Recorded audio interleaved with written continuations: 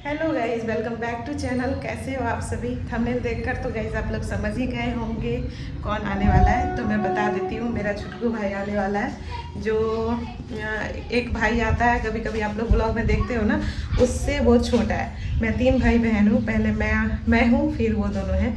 तो वो आ रहा है, शाम तक वो आ जाएगा 3-4 बजे तक। आज तो रोशन आ रहा है, कल ऋतिक भी आ जाएगा। वो एक ही दिन रुकेगा क्योंकि वो तो यहीं रहता है, पर वो एक ही दिन रुकेगा। वो जब भी आता है ना, हाफ डे रहता है, फिर फुल नाइट यहाँ रहता है। इसके बाद सुबह 5 बजे ही चले जाता। तो ऋतिक कल आएगा, रोशन अभी आ रहा है। रोशन फिर रुकेगा यहाँ क्योंकि वो तो यहाँ नहीं रहता है ना।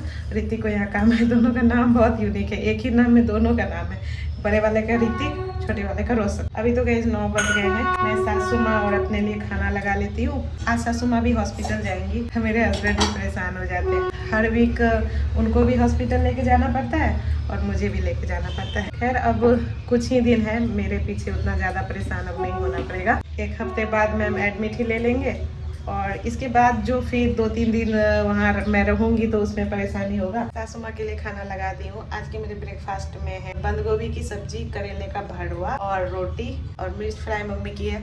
आज मुझे गाइस बहुत सारा काम है क्योंकि मुझे रक्षाबंधन के लिए मिठाइयाँ बनानी है। कल ही रक्षाबंधन है तो मुझे आज तो बनाना ही होगा। मुझे पता है मैं रक्षाबंधन का ब्लॉग थोड़ा लेट से अपलोड कर रही हूँ, क्या करूँ, मेरी प्रॉब्लम तो आप लोग समझ ही रहे हो। अभी ब्रेकफास्ट तो मेरा गाइस हो गया। अभी मैं पहले मिठाई बना लेती हूँ। अभी मैं दूध वाली मिठाई बनाती हूँ, इसके बाद का कुछ और भी सोचा है। अगर टाइम मिला तो मैं वो भी बना लूँगी। तो ये वाली मिठाई मैं गाइस 2 केजी दूध से बनाऊंगी। कल का 1 लीटर रखा हुआ था, आज का 1 लीटर हो गया। फिलहाल तो यहाँ मैं गाइस 1.5 लीटर दूध ली हूँ और ½ लीटर रख ली हूँ, उससे भी कम होगा। फिलहाल तो 1.5 केजी दूध का छेना बनाऊंगी। तो जब दूध अच्छे से गर्म हो गए, एक उबाल आ गया, तो फ्लेम को मैं लो कर दी और विनेगर और पानी का मिश्रण रुक रुक कर दूध में डाल दी। तुरंत ही ये फट गए। देखिए कितने अच्छे से पानी और छेना अलग अलग हो गए। अब ज्यादा नहीं, बस 5-6 मिनट के लिए इसे मैं ऐसे ही ठंडी होने के लिए छोड़ देती हूँ। जब 5-6 मिनट हो गए तो बॉल के ऊपर छन्नी रखकर ये वाली कॉटन क्लॉथ से छान रही हूँ। जल्दी से ही इसे छान लेना है, तभी छेना सॉफ्ट बनते हैं। ज्यादा देर पानी में छोड़ देने से ना वो कड़क हो जाते हैं। छेना को छान कर पानी से भी इसे अच्छे से वॉश कर लेना है। अब जो भी छेने में एक्स्ट्रा पानी है उसे निचोड़ कर अलग कर ली कपड़े की सहायता से। बस अब ये हो गया। प्लेट में छेने को निकाल कर इसे अच्छे से मसलना होगा। तो मैं यहाँ अपने हथेली की हेल्प से इसे अच्छे से मसल कर सॉफ्ट करूंगी। जितने ये सॉफ्ट रहेंगे मिठाई उतनी अच्छी बनेगी। अब ये गाइस रेडी है, इसे मैं कर देती हूँ साइड। अब आगे का प्रोसेस दिखाती हूँ। अभी बीच में पतिदेव भी आ गए थे, उधर से गर्म गर्म समोसा लेते हुए आए।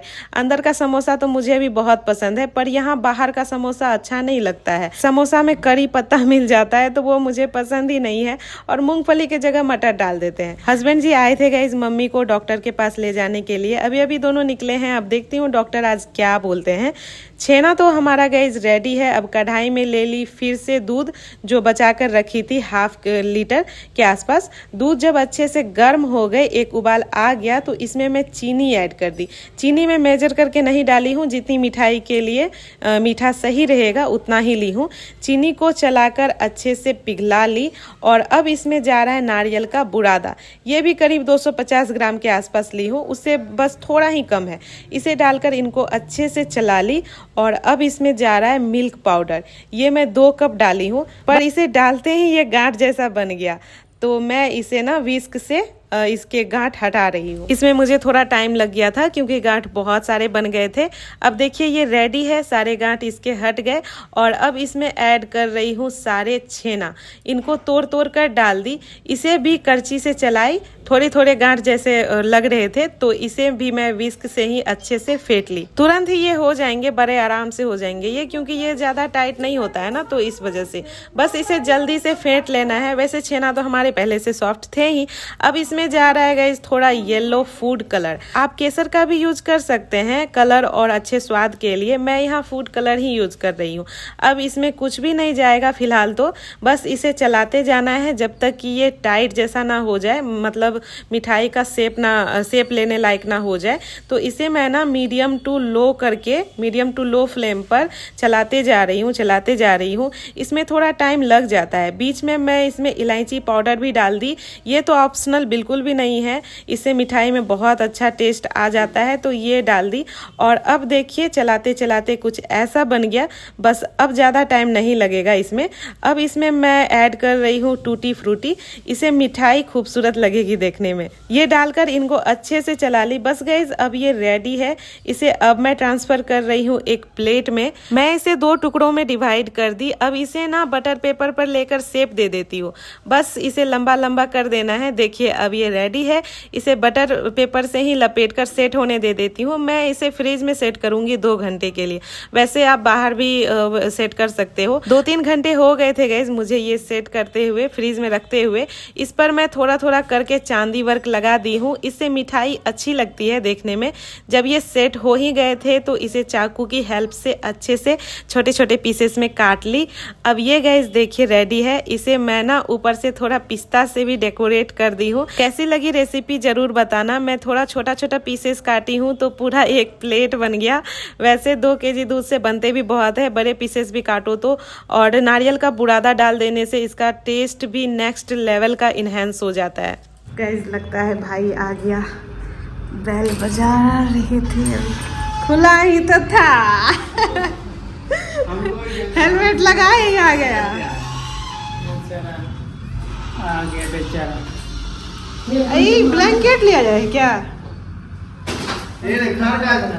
जिस टाइम में आए थे ना जो सुगंध था वही सुगंध आ रहा है। पानी उधर से लेकर जाऊंगे एक बार। देख लीजिए। हाँ इसमें प्लेट है, हम इसको पूरा आइस इतना छोटका बैग में तुम क्या क्या? ओ वो भी बैग है। 2 बैग था ना, हमको क्या लगा तुम्हारे पास एक ही बैग है। जा रहे हैं? ओके गाइस मेरा भाई आ गया। आते ही फ्रिज देख रहा है। मेरा भाई गाइस चटोरा है। चटोरा कैसी है तुम आते ही फ्रिज देखो। खुश रहो खुश रहो। मम्मी भी आ गई उधर से। आप छोटा हो, घोड़े का सुगंध आवे लगना। सही में तुम छोटा लग रहा है, बहुत पतला हो गया। और कपड़ा भी तुम्हारा गंदा लग रहा है बहुत ज्यादा। कैसे इतना गंदा किया कपड़ा? इसीलिए ना, और पूरा लगता है जैसे आयरन ही नहीं है कपड़ा में। पूरा जाओ ना स्नान कर लो तुम, इसके बाद खाना लगाते हैं, फिर तुरंत खाना खा लो। मम्मी गई रोसू से कुछ चीजें मंगवाई थी। चुप रहा है। कुछ चीजें मंगवाई थी तो निकाल करके देख रही है। मेरे लिए तो ये लड़का 4 बोतल ले आया और मेरे लिए 2 प्लेट भी लाया। मम्मी भी गई सासू माँ के लिए साड़ी लाई है, जैसे सासू माँ मम्मी के लिए लाई थी ना, ये वाला साड़ी है। सासू माँ वो कॉटन का ही साड़ी पहनती है, मतलब और कोई साड़ी नहीं पहनती है, कॉटन का ही साड़ी पहनती है, तो इसलिए साड़ी साया। शाम के हो गए 6:30 और मार्केट जाने के लिए अभी हम निकल रहे हैं। अभी तो मैं रेडी भी नहीं हुई हूँ, अभी स्नान किया है और 5:30 तक निकल जाना चाहिए था, पर काफ़ी लेट हो गया है। मैं जल्दी रेडी हो लेती हूँ। मम्मी लोग भी उधर तैयार हो रही है। अभी मार्केट में कुछ शॉपिंग ही करने हैं बेबी के लिए, और बेबी के लिए ही और मुझे अपने खुद के लिए। बेबी के लिए कुछ लेने में मुझे थोड़ा घबराहट हो रहा है, क्योंकि हमारे में होता है कि 6 दिन तक तो कोई कपड़े पहनाते ही नहीं है, पर इस हॉस्पिटल का रूल ही अलग है। यहाँ जो एडमिट हुए थे, मतलब जो वहाँ लेबर करवा करके निकले, मैं उनसे पूछी तो वो पूरा मुझे डिटेल्स दी कि ये चीज़ आपको लेकर जाना ही होगा। हमारे में क्या होता है कि पहले ही कोई भी चीज़ ले लेना बच्चे के लिए अशुभ माना जाता है। तो मैं सोच रही हूँ उस टाइम हड़बड़ाहट से अच्छा है कि अभी 1 सप्ताह बचा है तो मैं ये कर लूँ, देख लेती हूँ अगर कपड़े मिलेंगे भी कि नहीं, क्योंकि यहाँ का मार्केट आसपास का थोड़ा छोटा है, 2-3 ही कपड़े की दुकान है, तो मैं जा करके देख लेती हूँ पहले। अब जब हॉस्पिटल का रूल ही यही है कि आपको लेकर आना ही है सब कुछ चीज़ें, बैग तैयार करके आना है, तो फिर लेना ही पड़ेगा। थोड़ी बहुत मैं घबरा रही हूँ। मम्मी भी बोली कि हमारे में पहले नहीं लिया जाता है और नाम तक नहीं लिया जाता है कोई भी चीज़ बच्चे के सामान का। ऑनलाइन कोई भी चीज़ आने में भी तो 7 दिन लग ही जाते हैं, तो अभी ले लूँगी तो फिर ठीक रहेगा। उससे क्या होगा कि अभी मतलब कपड़े को मैं धोकर पुराना भी कर सकती हूँ, तो डेटॉल में अच्छे से धो दूँगी, हाथ वगैरह मैं ऐसे ही लगा करके कपड़े को पुराना कर दूँगी, तो कपड़े पुराना पहना सकते हैं। मार्केट आकर सबसे पहले तो मम्मी गई सासू माँ के लिए ब्लाउज के पीसेस ले रही है, जो साड़ी उनके लिए घर से मंगवाई थी। ये पूरा कपड़े का ही शॉप है, बट यहाँ बेबी के कपड़े मिले ही नहीं। यहाँ एक स्टाफ से पूछी तो बोले थोड़ा आगे जाकर मिलेगा, तो यहाँ से बस ये लेकर दुकान ढूंढते ढूंढते मैं यहाँ आ गई। यहाँ बेबी के हर चीज़ मिल रहे थे, मतलब जो भी ज़रूरी चीज़ें हैं। तो यहाँ से कपड़े और ब्लैंकेट लेकर हम आ गए ये वाले रेस्टोरेंट। दरअसल यहाँ हमें फौजी साहब ही लाए, जब मैं कपड़े ले ली तो ये आए। अभी मैं, सासू माँ, मम्मी वेट कर रहे हैं। पतिदेव ऑर्डर कर दिए हैं। बेचारा मेरा भाई घर पर अकेला है, वो आया ना ट्रेन से तो चक्कर जैसा आ रहा था, इसलिए नहीं आया हमारे साथ।